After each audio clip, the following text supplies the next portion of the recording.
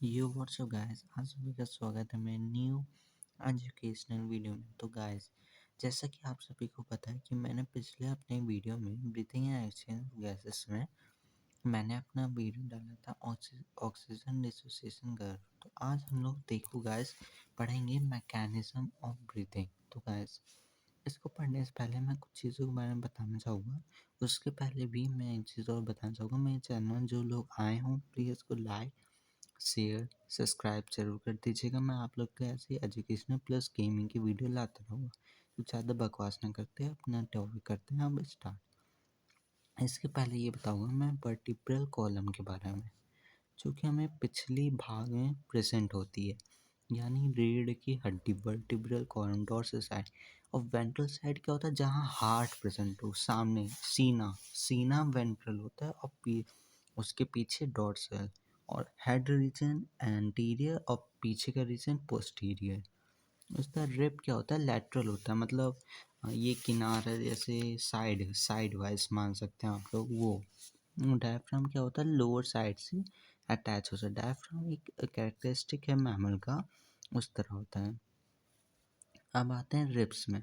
Ribs में देखो क्या होता है, जो हम लोग की रिब्स होती हैं वो लैटरल साइड में होती हैं, ठीक है।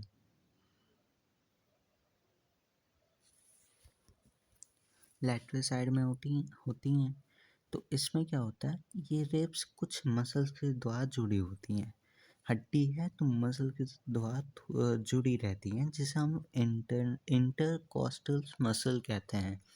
इनमें से दो प्रकार की होती हैं, माने दो टाइप्स की होती हैं। इसमें से एक्सटर्नल इंटरकॉस्टल मसल और एक इंटरनल इंटरकॉस्टल है। आइए इसको समझते हैं। देखिए, मैं एक डायग्राम बनाया हूँ यहाँ पे, जैसे कि आप लोग देख पा रहे होंगे। तो क्या होता है, जब ये एक रिब है, ये दोनों रिब है मतलब, और ऐसे करे बहुत वो 14 रिब होती हैं, ठीक है, मैमल में। तो इसमें मैं अब दो उससे बना के दिखा रहा हूँ। जैसे मैंने इधर मार्क किया है, एक दो। होता क्या है कि ऊपर से नीचे वाली रिब में जो मसल ऊपर से नीचे जुड़ी हो, उसे एक्सटर्नल इंटरकॉस्टल मसल कहते हैं। लेकिन जब नीचे से ऊपर वाले में जुड़ी हो तो इंटरनल इंटरकॉस्टल मसल, ठीक है। ऊपर से नीचे एक्सटर्नल, नीचे से ऊपर इंटरनल। उसके अलावा और कुछ चीज़ें पढ़नी समझनी पड़ेंगी, जिससे हमें मैकेनिज्म ऑफ ब्रीथिंग आए। होता क्या है, पल्मोनरी वॉल्यूम, हम ये इंट्रा पल्मोनरी वॉल्यूम भी हम लोग कह सकते हैं, या फिर लंग वॉल्यूम कह सकते हैं, यानी हम उनकी लंग की कैपेसिटी बोल सकते हैं। और इसका क्या होता है, पल्मोनरी प्रेशर होता है, जिसे हम लोग इंट्रा पल्मोनरी प्रेशर भी बोल सकते हैं और लंग प्रेशर भी बोल सकते हैं। और जो लंग्स होती हैं वो थोरेसिक चैम्बर, यानी जैसे एक केज मान लो, केज के अंदर लंग है, मतलब बैलून है, बैलून उसी तरह ही रहता है। अब देखते हैं इंस्पायरेशन क्या होता है। आइए अब इसको समझते हैं, जो कि हम लोग का मेन टॉपिक है, ठीक है। देखो, इंस्पायरेशन क्या होता है, सांस लेना, मतलब टेक ब्रेथ इन, ऐसे ये सांस लिया मैंने। एक्सपायरेशन क्या होता है, सांस छोड़ना, ठीक है। तो इसमें क्या होता है, देखो, अच्छा तुम लोग खुद सोचो, इंस्पायरेशन क्यों हुआ होगा, कुछ ना कुछ किसी डिफरेंस की वजह से हुआ होगा। उसी डिफरेंस को बायो में क्या बोलते हैं, ग्रेडियंट बोलते हैं। और यहाँ पे एक प्रेशर ग्रेडियंट, यानी प्रेशर के डिफरेंस की वजह से होता है। अब किसकी क्यों, कौन से प्रेशर की वजह से वो होता है, पल्मोनरी प्रेशर और एटमॉस्फेरिक प्रेशर। क्या होता है, जब अंदर की हो प्रेशर, ध्यान रखना, प्रेशर हमेशा हाई टू लो फ्लो करता है, ना कभी लो टू हाई नहीं करता, high to low pressure flow करता है। होता क्या है इंस्पायरेशन में, जो हम लोग के अंदर यानी लंग के अंदर का जो वो होता है मतलब प्रेशर होता है, वो घट जाता है बाहरी एटमॉस्फेरिक प्रेशर के कंपैरिजन में। तो उसे हम लोग उसे उसकी वजह से इंस्पायरेशन होता है। अब लेकिन कुछ कारण है, अंदर का प्रेशर कैसे घटा, इसी बारे में हम लोग को जानना है। ऐसा क्यों होता है, हाउ दिस इज डेवलप। देखो, खुद मैंने जैसा अभी ऊपर पढ़ाया था इसमें कि एक्सटर्नल इंटरनल कॉस्टल मसल, तो इन्हीं का रोल प्ले होता है, और डायफ्राम का होता है, जो कि मैंने ऊपर बताया था कि लोअर साइड से ये ऐसे करके डोम शेप्ड, ऐसे डोम शेप बनाती है, ठीक है। तो होता क्या है, इंस्पायरेशन का लेकिन एक केस है कि इसमें केवल एक्सटर्नल इंटरकॉस्टल मसल वर्क करती है, ना कि इंटरनल इंटरकॉस्टल मसल। इसको याद करना पड़ेगा, ठीक है, आप लोग को इसको याद करना पड़ेगा।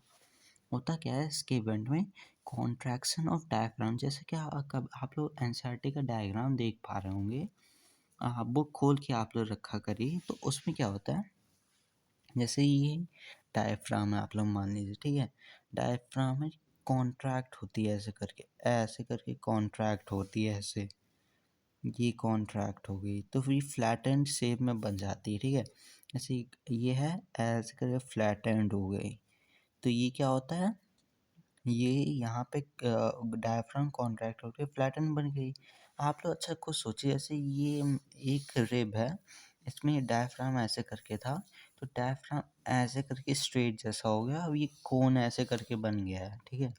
तो पहले ऐसे था, अब ये ऐसे हो गया, मतलब इतना वॉल्यूम उसको और मिला होगा इतना एरिया का, तो इसकी वजह से अंदर का वॉल्यूम बढ़ गया, वॉल्यूम बढ़ गया, तो अभी और भी जगह बढ़े, जैसे रिब्स में आते हैं, रिब्स में जैसे ये है, तो ये मान लीजिए मेरी रिब्स है, ठीक है, जैसे ये रिब्स है, तो रिब्स में होता क्या है, ये जो बीच में मेरी मिडिल फिंगर और इसके बगल आए फिंगर में आप लोग देख पा रहे हो गैप दिख रहा है, तो इसमें इंटर मान लीजिए एक्सटर्नल इंटरकॉस्टल मसल कॉन्ट्रैक्ट करती है, ऐसे कॉन्ट्रैक्ट करेगी तो लैटरल साइड में स्पेस बढ़ेगा, स्पेस बढ़ेगा मतलब और भी ऐसे करके रिब्स में हो रहा होगा, तो लैटरल साइड में भी इसका स्पेस बढ़ जाएगा, तो वॉल्यूम बढ़ रहा है थोरेसिक चैम्बर का, वही मैंने अभी लिखा ही है, ये सब अंदर का फिर ये बढ़ रहा है स्टर्नम।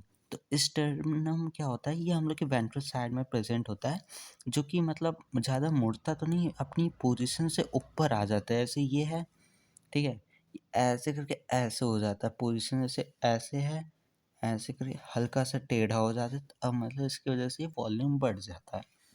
अब आप लोग को एक फिजिक्स में रिलेशन पता होगा, जैसे मैं बता रहा हूँ, एक मिनट, जैसे pressure is inversely proportional to 1/वॉल्यूम, तो वॉल्यूम बढ़ा, प्रेशर घटा, कॉमन चीज़।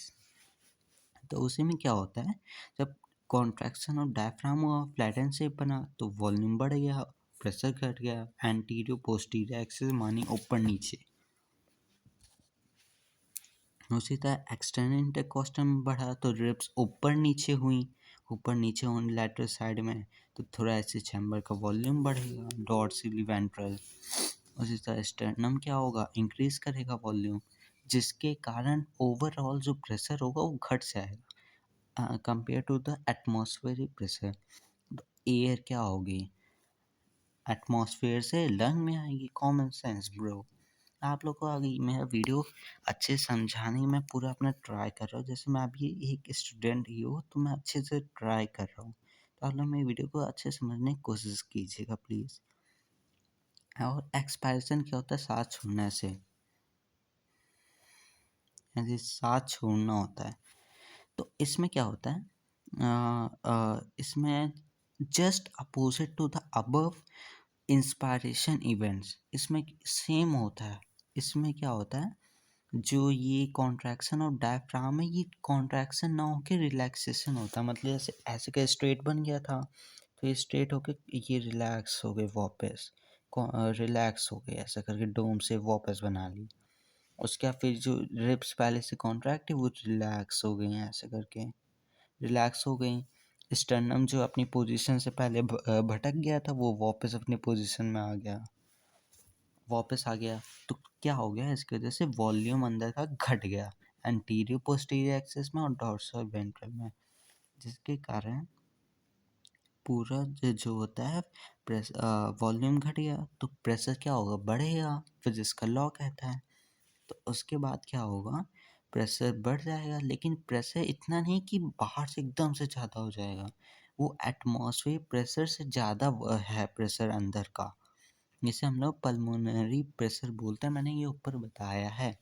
तो इसके बाद क्या होगा, अंदर की एयर बाहर जाएगी, तो यही है बस, इससे ज़्यादा कुछ नहीं है। और कुछ चीज़ें पॉइंट रिमेंबर करने के लिए कि on an average healthy breath है 16 से 12 से 16 टाइम्स करता है पर मिनट, ये नॉर्मल है। Volume involved in breathing movement can be estimated by spirometer. देखना स्पायरोमीटर लिखा है, रिस्पायरो नहीं, इस एस्पायरोमीटर, ऐसे है, ठीक है। और अगले टॉपिक में पढ़ा हुआ रिस्पायरेटरी वॉल्यूम एंड कैपेसिटी, लेकिन इसके लिए मुझे 10 व्यूवर्स चाहिए, तो आप लोग मेरी वीडियो को लाइक से सब्सक्राइब जरूर कर दीजिएगा।